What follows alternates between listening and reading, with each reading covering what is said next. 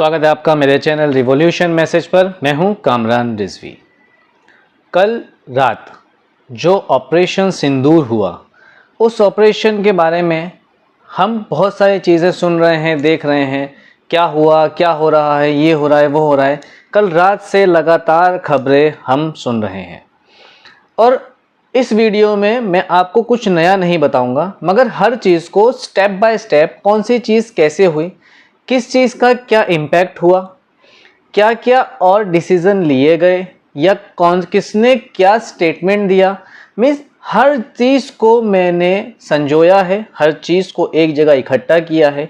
रात से लेकर आ रही सारी खबरों को ऑब्जर्व करने के बाद इस वीडियो में मैंने आपको पूरी जानकारी देने के लिए ये वीडियो बनाया है। तो शुरू करेंगे हम और कुछ खास पॉइंट्स के ज़रिए इस पूरे ऑपरेशन को समझेंगे।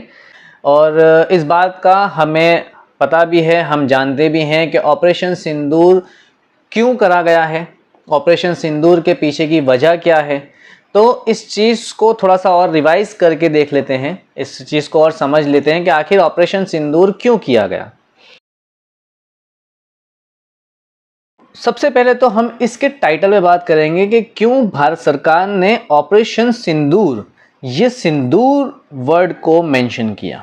तो यहाँ पर 22 अप्रैल 2025 को कश्मीर में जो पहलगाम में आतंकवादी हमला हुआ था, उस आतंकवादी हमले के अंदर बहुत सारे पुरुषों की जान ले ली गई थी, तो कई महिलाओं का सिंदूर उजड़ गया था। उस सिंदूर उजड़ने के कंसेप्ट को लेकर इस ऑपरेशन का नाम ऑपरेशन सिंदूर रखा गया था। और पहलगाम में ये तो आपको पता ही है कि 26 लोग जो भारतीय मारे गए, 26 में से 25 भारतीय थे और एक नेपाली थे जो मारे गए। उन 26 लोगों को आतंकवादी हमले में मारा गया था। इसके जवाब के तौर पे ऑपरेशन सिंदूर चुना गया, ऑपरेशन सिंदूर को किया गया। आज की इस वीडियो के अंदर हम इस पूरे ऑपरेशन के बारे में अलग अलग तरीके से जानकारी लेंगे।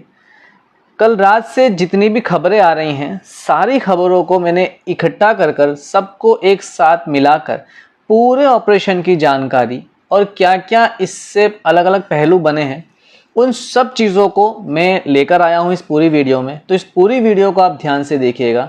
हर चीज़ आपको कहीं ना कहीं रिसोर्स के ज़रिए मैं आपको बताऊंगा, कहाँ से किस चीज़ का रिसोर्स मुझे मिला है। तो इस पूरी वीडियो को देखिएगा। मैंने कुछ टुकड़ों में इस वीडियो को बनाया है, अलग अलग पहलू उसके हैं जो मैंने रखे हैं। तो हमारा पहला पहलू तो यही था कि इस ऑपरेशन का नाम सिंदूर क्यों रखा गया है। दूसरा हमारा पहलू है कि इस पूरे ऑपरेशन का ऑब्जर्वेशन क्या रहा, इस पूरे ऑपरेशन में क्या ऑब्जर्वेशन आया। ऑपरेशन 7 मई को रात 1 बजे हुआ और 1:05 पर शुरू हुआ और लगभग 25 मिनट तक ये पूरा ऑपरेशन चला। इस ऑपरेशन में 9 ठिकाने, पाकिस्तान के 9 ऐसे ठिकाने थे जिनको टारगेट किया गया, जिनको निशाना बनाया गया, जिसमें 4 पाकिस्तान में थे और 5 पीओके में हैं। इन ठिकानों को क्यों निशान में रखा गया, क्यों टारगेट किया गया? क्योंकि यहाँ पर जैश ए मोहम्मद, लश्कर ए तौयबा और हिजबुल मुजाहिदीन, इनके सेंटर्स होने का पता चला था। इनके सेंटर्स इन ठिकानों में थे जिन ठिकानों को टारगेट किया गया। दूसरा, डिफेंस मिनिस्ट्री ने ये भी बताया कि इसमें किसी भी पाकिस्तानी मिलिट्री और वहाँ की सुविधाओं को निशाना नहीं बनाया गया है। हमारी डिफेंस मिनिस्ट्री ने जब ये अटैक किया तो उसके बाद अपना स्टेटमेंट भी दिया कि जो ठिकाने, जिनको टारगेट, जिनको निशाना बनाया गया है, वो उन्हीं जगहों को टारगेट किया है जहां पर जैश ए मोहम्मद, लश्कर ए तौयबा और हिजबुल मुजाहिदीन का सेंटर कहीं ना कहीं से कनेक्टेड है। दूसरा पॉइंट है हमारा, वो आगे देखते हैं। तो हमारा दूसरा पॉइंट है कि इस पूरे ऑपरेशन को कैसे अंजाम दिया गया। तो हम इसको भी समझते हैं कि कैसे ये पूरा ऑपरेशन किया गया। तो मतलब भारत की तीनों सेनाएं, भारत की 3 सेनाएं, सेना, नौसेना और वायुसेना, इन तीनों ने मिलकर इस पूरे ऑपरेशन को अंजाम दिया। हर स्ट्रेटेजीज इन तीनों सेनाओं ने मिलकर बनाई है। यहाँ पर तीनों सेनाओं ने जो भी टेक्नोलॉजी यूज़ करी इस अटैक को करने के लिए, हम उस पर भी बात करते हैं। तो सबसे पहला है राफेल विमान। जो राफेल विमान हमारे हैं उसको हमने चुना और वहाँ पर स्काल्प SCALP की क्रूज मिसाइल, ठीक है, और हैमर स्मार्ट बॉम्ब जो राफेल के अंदर हैं उसके ज़रिए ये टारगेट को, इन लक्ष्यों को हमने टारगेट किया था, ठीक है। दूसरा है लॉइटरिंग,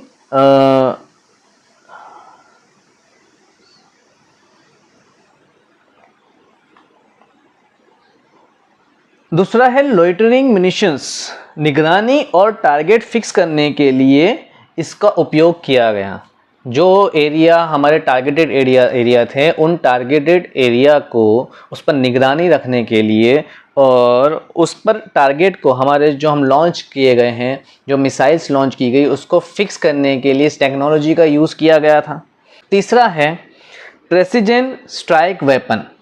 जो 24 फिक्स हमले किए गए, वो 24 फिक्स हमले इसी टेक्नोलॉजी से फिक्स किए गए जो फिक्स ठिकानों को ही नुकसान पहुंचाएं, आसपास एक्स्ट्रा चीज़ों को डिस्ट्रॉय ना करें। तो ये हमले करने का जो स्ट्रेटेजी थी कि कैसे अंजाम दिया पूरे ऑपरेशन को, ये आपके सामने रखा। अब हमारे नेक्स्ट पॉइंट पर आते हैं। किन ठिकानों को टारगेट किया, किन ठिकानों पर हमला हुआ? तो मरकज़ सुभान, बहावलपुर, मरकज़ तैयबा, मुरीद के, मरकज़ अब्बास कतौली, सैयदना बिलाल कैंप मुजफ्फराबाद, शवाई नाला कैंप मुजफ्फराबाद, मरकज़ अहले हदीस बरनाला, सरजल ये है तेहरान कलां, और मरकज़ राहिल शाहिद कोतली, और महमूना जोया सियालकोट। ये 9 जगह थी जिनको टारगेट किया गया। इन 9 जगहों में जो टारगेटेड फिक्स प्लेस थे जिनके ऊपर मिसाइल से बमबारी की गई। और क्यों की गई? इन चीज़ों को सुनिश्चित किया गया कि भाई पूरी जानकारी लेने के बाद ही ये हमला किया गया। ये सुनिश्चित किया गया कि यहाँ पर ये हैं सेंटर टारगेटेड पॉइंट्स जहाँ पर हमला किया जाना चाहिए। और भारत ने सुनिश्चित किया कि हमले में कोई पाकिस्तानी नागरिक को नुकसान नहीं पहुंचना चाहिए, ठीक है। इस सुनिश्चित करने के बाद इन टारगेटेड 9 जगहों को इन टारगेटेड 9 जगहों पर हमला किया गया और इस पूरे ऑपरेशन को अंजाम दिया गया। अब बात आती है परिणाम की। इसका परिणाम क्या है?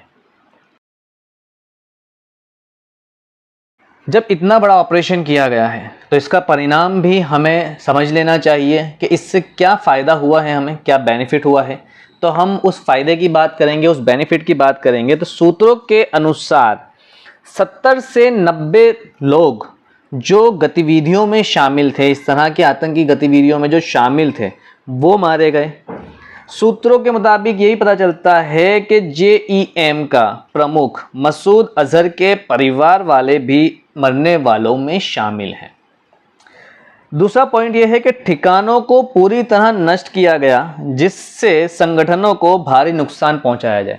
9 टारगेटेड एरिया फिक्स किए गए थे, इसलिए ही फिक्स किए गए थे ताकि प्रॉपर ठिकानों को नुकसान पहुंचाया जाए और जिससे जो ठिकाने नुकसान, इनके जो सेंटर हैं उसको नुकसान पहुंचेगा तो गतिविधियों को भारी नुकसान होगा। तो ये एक बड़ा पॉइंट है जिसकी वजह से इस पूरे ऑपरेशन का जो हम कह सकते हैं कि परिणाम, एक अच्छा परिणाम हमको मिला है। नेक्स्ट पॉइंट पे हम आते हैं अपने।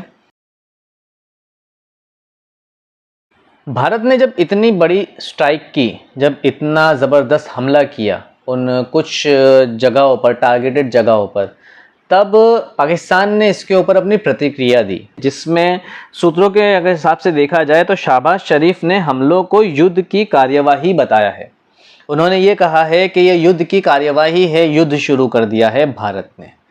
दूसरी तरफ पाकिस्तानी सेना ने LOC पर भारी गोलाबारी की जिसने 3 भारतीयों को शहीद कर दिया। 3 भारतीय हमारे मारे गए जो पाकिस्तान ने गोलाबारी की LOC पर। उसके बाद पाकिस्तान ने ये भी कहा कि जो दावे भारत ने किए हैं इन स्ट्राइक के मामले पर या स्ट्राइक जिन जगहों पर की गई है उस मामले पर, जितने भी दावे भारत ने किए हैं ये सारे दावे झूठे हैं और ये भी कहा है कि हमले आम लोगों पर किए गए हैं, मतलब वो नॉर्मल रेसिडेंस था जहाँ पर हमले किए गए। तो इस तरह की बात भी पाकिस्तान ने अपनी साइड से रखी है। अब आते हैं हमारे नेक्स्ट पॉइंट पर। भारत ने एक बहुत बड़ा एयर स्ट्राइक किया, बहुत बड़ा एक हमला किया, और इस हमले का हम ये परिणाम देख रहे हैं कि बहुत भारी नुकसान इन संगठनों को उठाना पड़ा है। मगर हमें चुनौतियों का भी सामना करना पड़ सकता है। कई ऐसी चुनौतियां हैं जिनको हमें देखना पड़ेगा, जिसके ऊपर हमें संभल के चलना पड़ेगा, और उसमें से कुछ गिनी चुनी मैं आपके सामने रखता हूं कि जिससे हमें अंदाज़ा आए कि क्या चुनौतियां हम फेस कर सकते हैं। तो पहली है कि पाकिस्तान ने जवाबी कार्यवाही की चुनौती दी है। अब पाकिस्तान ने इस हमले को पर्सनली ले लिया है ऐसा लग रहा है, जबकि भारत ने सुनिश्चित किया है कि ये हमले उन्हीं संगठनों के सेंटर्स पर किए गए हैं जो ये संगठन जहां से चलाए जा रहे हैं। मगर पाकिस्तान ने इसको पर्सनली लेकर जवाबी कार्यवाही करने की चुनौती दी है। तो ये एक हमारे लिए चुनौती है कि अगर पाकिस्तान जवाबी कार्यवाही करता है तो फिर हमें फिर से मजबूती से अपनी सुरक्षा पर ध्यान देना पड़ेगा। दूसरा पॉइंट है कि इंटरनेशनल प्रेशर आ रहा है, जिसमें बाहरी मुल्कों ने प्रेशर किया है कि दोनों देश शांति बनाए रखें, इसको युद्ध ना बनाएं, इसको लड़ाई ना बनाएं। तीसरा है कि जो इतना बड़ा हमला इन संगठनों के हेडक्वार्टर्स पर या इन संगठनों के सेंटर्स पर किया है, तो ये भी एक हमारे लिए एक बड़ी चुनौती बन सकती है कि हो सकता है यही संगठन कल को बदला लेने की एक गुस्से में, बदला लेने की चाह में ये लोग कहीं फिर से कोई नई षड्यंत्र ना कर दें, कोई नया आतंकी हमला ना कर दें। तो ये पूरा शुरुआत से लेकर आखिर तक का मैंने आपके सामने एक हाल रखा है, एक समरी रखी है, जिसके अंदर मैंने आपको ऑपरेशन सिंदूर के नाम से लेकर के हम कौन कौन सी चुनौतियां फेस कर सकते हैं वो भी बताया है। उम्मीद है ये वीडियो आपको पसंद आई होगी। इस वीडियो के आखिर में मैं एक बात ज़रूर कहना चाहूँगा कि जंग बुरी चीज़ होती है। हमें कोशिश करनी चाहिए कि लोगों को सुधारें, अपने आसपास के माहौल को अच्छा बनाएं, लोगों के साथ मिलजुल कर रहें। आतंकी हमले तो बेहद बुरे हैं, आतंकवादी जलील लोग हैं, बुरे लोग हैं, बदकार लोग हैं, मगर हमें एक अच्छा समाज बनाने की भी ज़रूरत है। हमें अपने देश के अंदर के गलत लोगों के खिलाफ भी बोलने की ज़रूरत है। पाकिस्तान तो बुरा है, इन बातों को हमें भी एक सवाल के तौर पे पूछना चाहिए और सोचना चाहिए कि अच्छा समाज सिर्फ दुनिया में नहीं, हमारे देश में भी बनाना ज़रूरी है। लोगों के अंदर जो नफ़रतें फैल गई हैं उसे दूर करना ज़रूरी है। बच्चों को पढ़ाना लिखाना, अच्छी तालीम देना ज़रूरी है और उस पर फोकस करना ज़रूरी है। यहाँ तक कि एक अच्छा समाज हर तरीके से बनाना ज़रूरी है, उसके लिए कोशिश करनी ज़रूरी है। तो फ़िलहाल के लिए इतना ही, मिलते हैं अगली वीडियो में। अगर ये वीडियो पसंद आई है तो वीडियो को लाइक ज़रूर कीजिएगा, शेयर ज़रूर कीजिएगा, चैनल को सब्सक्राइब ज़रूर कीजिएगा। और अगर यही वीडियो आप फेसबुक इंस्टाग्राम पर देख रहे हैं तो हमारे पेज को फॉलो ज़रूर कीजिएगा, हमारे पेज को लाइक ज़रूर कीजिएगा, वीडियो को लाइक और शेयर ज़रूर कीजिएगा। मिलते हैं अगली वीडियो में, अपना ख्याल रखिएगा।